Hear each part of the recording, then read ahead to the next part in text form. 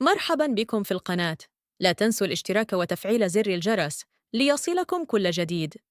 اليوم تم الإعلان عن قرعة دوري أبطال أوروبا للموسم الجديد، وسنستعرض لكم مباريات فريق ريال مدريد الإسباني في هذه البطولة.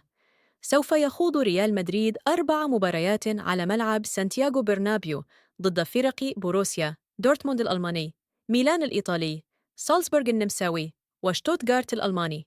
كما سيخوض 4 مباريات خارج ملعبه ضد ليفربول الإنجليزي، أتلانتا الإيطالي، ليل الفرنسي، وبريست الفرنسي.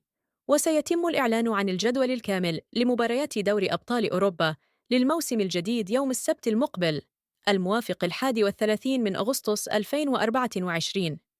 ما هي توقعاتكم لنتائج مباريات ريال مدريد في دوري أبطال أوروبا هذا الموسم؟